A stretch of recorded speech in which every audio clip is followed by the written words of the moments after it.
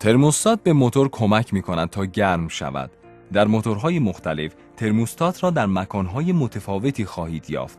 ترموستات شیری است که مطابق با دمای ماده خنک کننده کار می‌کند. هنگامی که سرد کننده خنک باشد، یک فنر شیر را می‌بندد. هنگامی که یک موتور سرد استارت می‌زند، ماده خنک کننده درون بلوک موتور و سرسیلند به چرخش درآمده و با گذر از یک گذرگاه وارد ورودی واتر پمپ می شود و نمی تواند وارد رادیاتور شود. هنگامی که موتور گرم می شود، ماده خنک کننده موتور گرم و گرمتر می شود.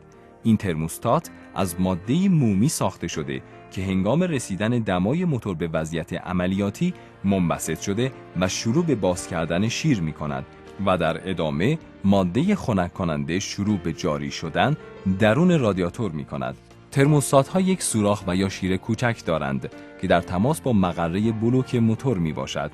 ماده خنک کننده داغ شده از یک خروجی واقع در سرسیلند تلمبه می شود و وارد شلنگ فوقانی می شود و از آنجا به رادیاتور می رود. بسیاری از رادیاتورها در قسمت جلوی اتومبیل و در معرض برخورد مستقیم با جریان هوا نصب می شوند. هوا حرارت را دفع کرده و سیال را قبل از برگشتن و جذب حرارت بیشتر از موتور خنک می کند. مکان نصب رادیاتور به فضا و چگونگی استقرار موتور نیز بستگی دارد. یک مخزن حرارتی می تواند در کنار رادیاتور نصب شود تا ماده خنک کننده ذخیره شده در بالای موتور را به جریان اندازد. جنس آن می تواند از فلز ورق یا پلاستیک سخت باشد. رادیاتور 2 مخزن و 1 هسته دارد. مواد به کار رفته در رادیاتور باید رسانه‌های حرارتی خوبی مثل برنج یا مس باشند. اغلب از برنج و مس در مخزن‌های دارای هسته مسی استفاده می‌شود.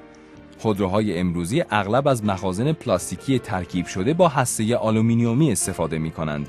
این کار ضمن کاهش وزن، انتقال حرارتی مناسبی ایجاد می‌کند. هسته تشکیل شده از تعدادی مجاری که ماده خنک کننده را در بین 2 مخزن حمل می‌کنند.